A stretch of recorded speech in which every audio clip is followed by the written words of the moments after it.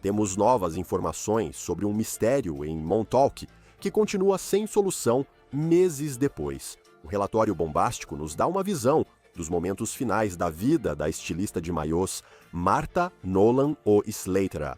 Ela foi encontrada morta em um iate clube de luxo nos Hamptons, ao lado de um homem mais velho que, segundo relatos, correu nu pelos cais pedindo ajuda. E agora, estamos lendo mensagens de texto que, segundo relatos, Nolan enviou nas horas antes de sua morte, e o que elas nos revelam sobre seus momentos finais, enquanto sua família continua buscando respostas em uma investigação na qual as autoridades mantêm muitos detalhes em sigilo. Estamos acompanhando o caso apresentado pelo Law and Crime. Eu sou Christ Stewart.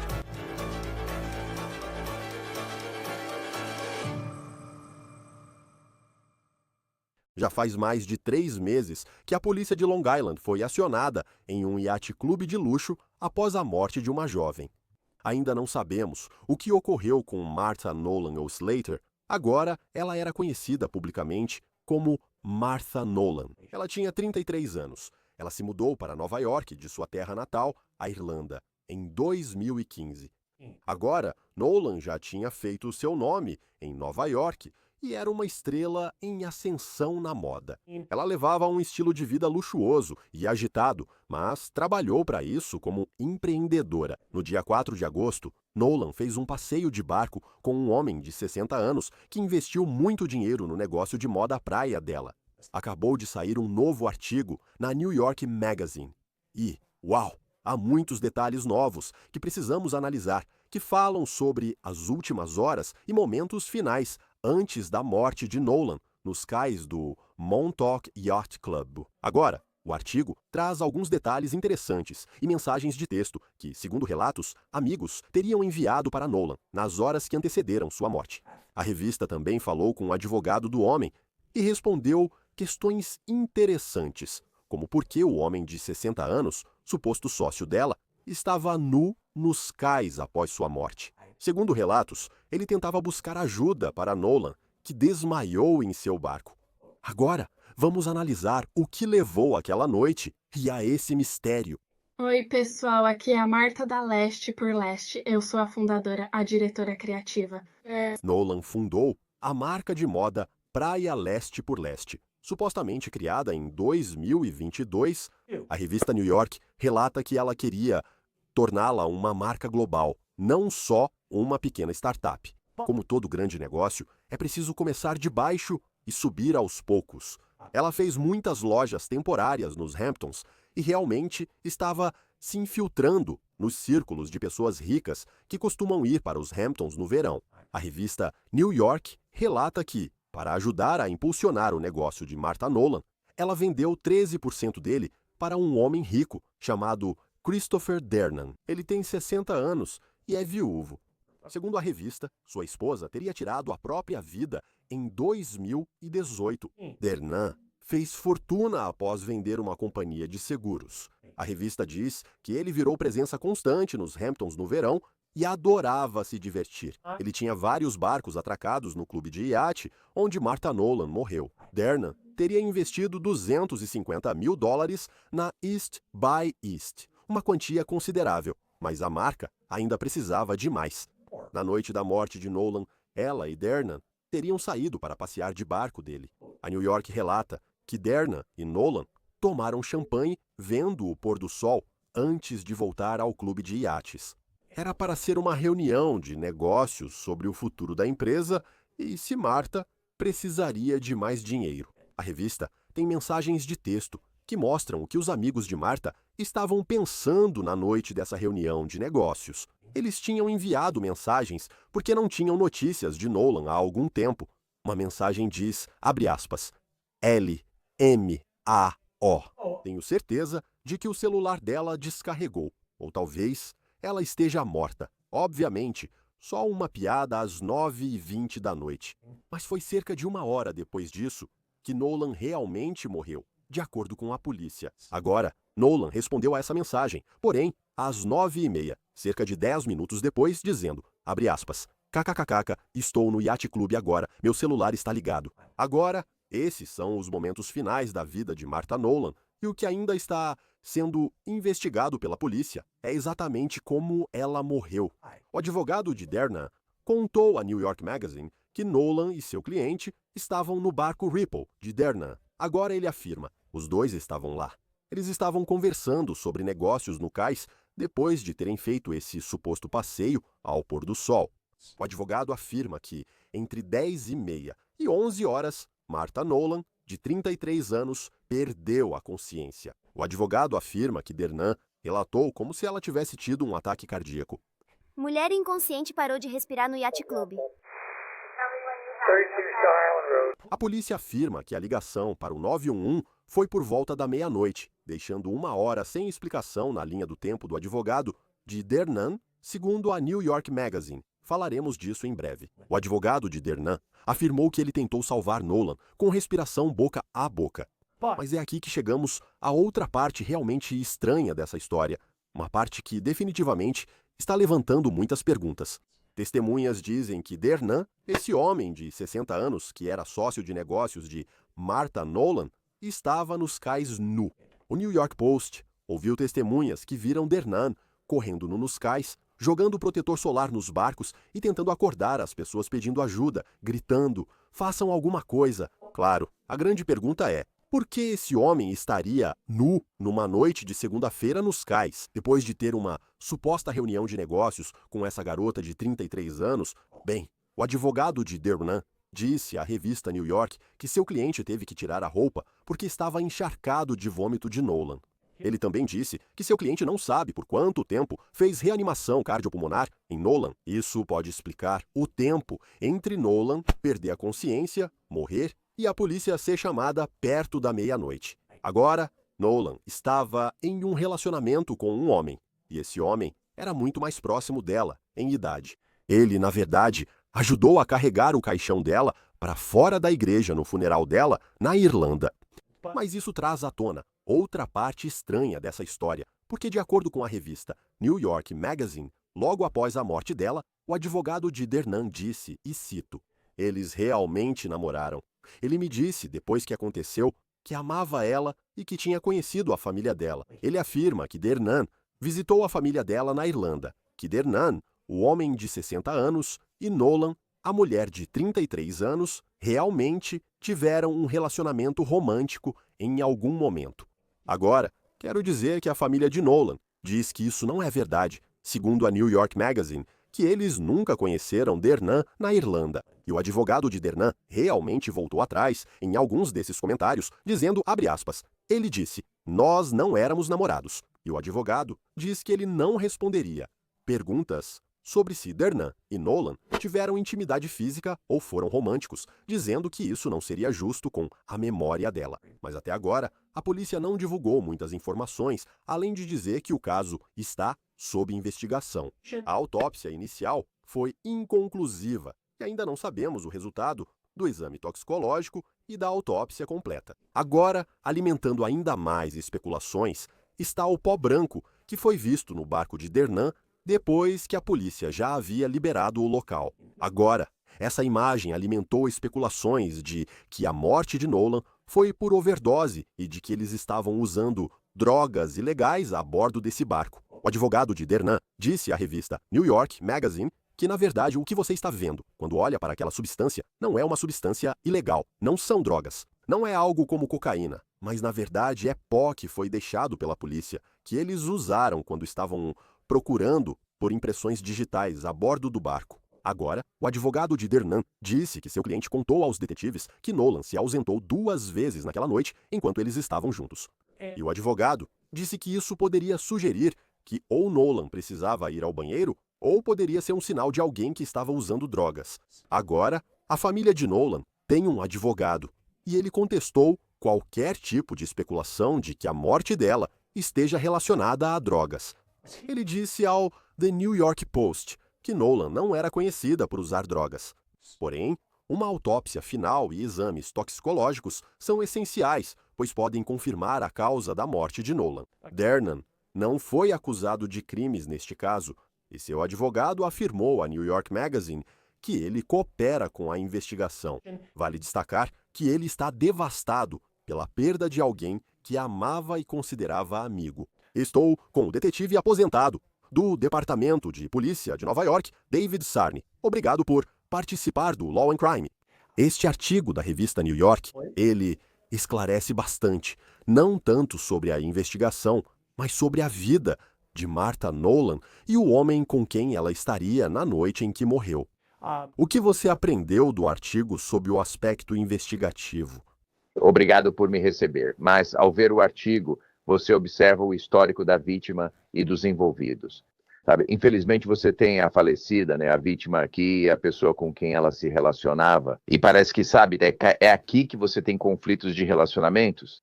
Às vezes você ouve só o lado dele e do advogado dizendo que tinham um relacionamento íntimo. Aí a família diz que não, porque ela tinha um namorado na época antes da morte dela, ou durante todo esse incidente, né? Então você vai ouvir muitas histórias diferentes. E o que os investigadores fazem agora é pegar todas essas informações e tentar chegar à verdade. Quais são os verdadeiros fatores disso? Podemos analisar isso pelo custo-benefício? Qual o benefício para ele ao se relacionar com ela e para ambos juntos? Parecia uma relação de negócios, pois ela estava começando com amigos e iniciando seu negócio de várias formas. E então, finalmente, eles conseguem algo e tem um benfeitor. E esse benfeitor tinha algum tipo de investimento naquele negócio. E o que quer que eles fossem fazer naquela noite, aparentemente haveria uma discussão sobre conseguir mais dinheiro para o negócio, mas o sócio dela não estava disponível, então ela foi se encontrar com ele. E até aquele momento, nada parecia suspeito. Então, é só isso, sabe? Eles estavam se encontrando para conversar sobre as coisas. E eles pareciam ter uma relação muito próxima, porque você não encontraria alguém do lado de fora, mais tarde à noite, em um barco. Não, e há detalhes estranhos que surgem, e a gente pode mergulhar em tudo isso. Mas eu sinto que tem essa parte, sabe? O lado sensacionalista disso, que é o motivo pelo qual essa história recebeu tanta atenção. Mas também tem a questão de... Estamos falando de algo aqui em que alguém vai enfrentar acusações criminais? A forma como o advogado descreve os últimos momentos de Martha Nolan, do jeito que o cliente dele contou, parecia que ela teve um ataque cardíaco, ficou mole e vomitou. Isso parece consistente com alguém que teve uma overdose de algum tipo de substância ilegal? Bem, esse é o ponto. Você precisa analisar, está ouvindo a história, e aparentemente o motivo pelo qual ele estava do lado de fora nu é que ele tirou as roupas dela. Tirou as roupas porque ela vomitou nelas. Ela desmaiou. Ele tentou reanimá-la, não conseguiu e saiu correndo, tirando as próprias roupas, o que é estranho, já que não ligou para o 192. Você não pode prever como alguém entra em pânico, então não dá para afirmar que isso o torna culpado de algo. A questão é, qual o crime agora? Se analisar os elementos, não há base suficiente para processar. Ela pode ter ingerido algo que a deixou doente e fez vomitar? É uma possibilidade. Então, pode ter sido uma substância que ela pensou ser X, mas era Y, e foi isso que aconteceu. Ou houve e é aqui que você precisa analisar a questão criminal. Ela ingeriu essa substância voluntariamente, ou foi dada a ela, ou ela comprou de alguém, e tudo isso é especulação. Ou isso foi comprado de uma pessoa com quem ela costuma lidar, e isso pode ter sido o que chamam de um lote ruim, de certa forma. Então, há muitas coisas, há muitos caminhos a seguir. Talvez você não consiga atribuir criminalidade ao dono do barco neste momento, mas existe criminalidade relacionada aos entorpecentes ou aos supostos entorpecentes, porque ainda não temos o laudo toxicológico, e esse laudo toxicológico não diz nada. Então, não sabemos o que estamos procurando. Talvez você esteja procurando por embalagens. Então, vou te dizer, quando eles foram até aquele barco, você vai ter, se você ver isso, e sendo... Eu fui investigador de narcóticos por um tempo, e você já estava pensando que isso poderia ser algum tipo de ingestão. Você está procurando pela embalagem da substância. Havia alguma embalagem? Era um comprimido? Qual foi a forma que ela ingeriu? E é aí que, com sorte, a entrevista com o membro sobrevivente envolvido nesse evento pode te dar um pouco mais de informação. E, ao que parece, ele tem colaborado bastante até agora. Então, não sabemos se foi um momento de festa em que ambos ingeriram, ou se foi um momento em que só ela ingeriu e teve uma reação ruim. Então, tudo isso está vindo à tona. E é por isso que, sabe, eu gosto do Condado de Suffolk, porque a gente resolve as coisas. Eles mantêm tudo muito discreto. Mas os investigadores de narcóticos também vão estar envolvidos nisso. Porque sempre que lidamos com o hospital, com drogas e substâncias ilegais, queremos ter certeza do que elas são. E agora, o benefício no estado de Nova York é que nós realmente vamos atrás dos traficantes desses produtos. Então, não é tão... Se alguém sofre overdose, agora podemos detê-lo para investigar e processar traficantes. Então, se isso voltar e for, quero dizer, eu acho que, infelizmente, o fentanil é um problema tão grande em todo o país e ele acaba entrando em lotes e as pessoas acabam perdendo a vida por causa disso. E a gente não sabe se é esse o caso. Mais uma vez, a família insiste que ela não era alguém que usaria drogas. A gente não sabe, mas se for confirmado que foi uma overdose, que tipo de problema o homem de 60 anos que estava com ela pode enfrentar? Como você processa isso? Essa é a questão. Agora, será que você sabe, tipo na situação do John Belushi, lembra daquela época sobre consumir e injetar? Ela acabou pega e parcialmente responsável pela morte dele. Ele trouxe o produto para ela ingeriu junto com ele, ela ingeriu sozinha, ela ingeriu por engano. Isso precisava ser esclarecido nas conversas e entrevistas com os detetives e com ele. Aqui é preciso analisar a criminalidade. Qual crime ele cometeu?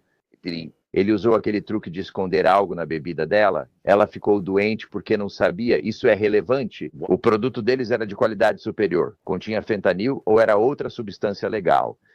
Há muitas coisas que analisamos, mas para acusar alguém de um crime agora, neste momento, não é possível. E então o Tribunal da Opinião Pública ele está muito revoltado com isso. Ele deveria ser responsabilizado por alguma coisa. Mas os estados mentais aqui são conscientemente, imprudentemente, negligentemente e intencionalmente. Não percebemos isso dele agora.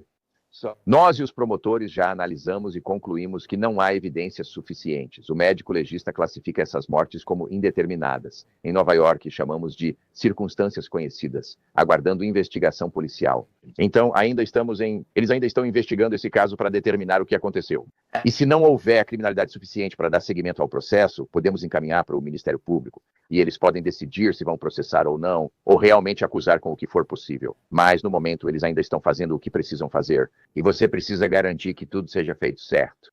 Que tipo de acusações alguém pode enfrentar ou receber se trouxer uma substância ilegal para uma reunião?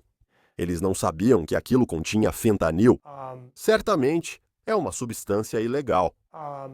Mas se alguém consome uma substância que você leva para um evento, uma reunião, ou seja lá o que for, e alguém morre, que tipo de problema, que tipo de acusação você pode enfrentar por isso? Bem, essa é a questão. É preciso considerar a intenção. Para a polícia, ela não é tão importante quanto para a promotoria. Então podemos dizer, sabe, posse de substância controlada, posse criminosa de substância controlada é um delito menor. Se houver uso de força, é ingestão forçada. Mas neste momento há pouco a dizer que ele estava envolvido, especialmente nisso. Alguém seria acusado pela morte dela e vimos traficantes de drogas enquanto subíamos na cadeia. Isso aconteceu em vários casos, principalmente em Nova York, né? Agora estão agindo, algo que não fazíamos quando eu estava nos narcóticos. Antes a responsabilidade terminava na overdose, mas agora podemos avançar. Se encontrarmos uma embalagem incomum recuperada, identificarmos o tipo de narcótico ou analisarmos redes sociais e registros telefônicos dela e dele. E para verificar se houve contato, especialmente persistente, ou mensagens de texto com alguém com quem lidavam. Então podemos subir na cadeia desse lado e talvez processar a pessoa que vendeu as drogas para eles. Tudo isso é especulação, pois ainda aguardávamos o laudo toxicológico e não sabemos o que ocorreu. E não havia nada que o médico legista tenha visto que fosse algo físico, não é nenhuma lesão física. E os detetives investigaram, então nenhuma lesão física, então não temos nada sobre isso. Isso poderia ter sido uma coincidência em que algo que ela ingeriu causou sua morte? Sim, poderia ser outra coisa. Eles vão decidir com base nisso, por isso os exames toxicológicos devem sair antes. E o que normalmente, porque eu lembro que a autópsia inicial foi inconclusiva, e depois disso estamos apenas esperando pela autópsia final e pelos exames toxicológicos.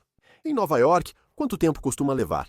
Porque se ela morreu em 4 ou 5 de agosto, por volta da meia-noite, quanto tempo normalmente leva para conseguir esse tipo de informação? Deve levar algumas semanas, então isso é outra coisa. Talvez seja algo que eles não... Isso não aparece na toxicologia original nem depois, por isso fariam outro teste. Você quer ter certeza de que está fazendo certo. E se você fez o teste e ficou inconclusivo naquela época, isso significa que havia fentanil nisso. Porque muitas vezes, quando temos overdoses, isso acaba aparecendo. E tem algo que conseguimos ver visivelmente na cena do crime, e é isso que eles são. Essas overdoses são cenas de crime. Veríamos o produto presente. Mas parece que houve uma diferença de 1 hora entre a mensagem de texto que ela enviou e sua morte. E então, a possível morte nesse momento. Ou ela passava por algo naquele momento e ele ajudava. Ele tenta reanimá-la e então ela vomita nele. Então, se ele está dizendo que vomitou nela, isso significa que ele estava muito perto dela quando aconteceu. E essas são coisas que surgem na entrevista. Isso aconteceu? Ah, ela vomitou em você ou você sentou onde ela vomitou? É preciso ser bem específico nessas situações.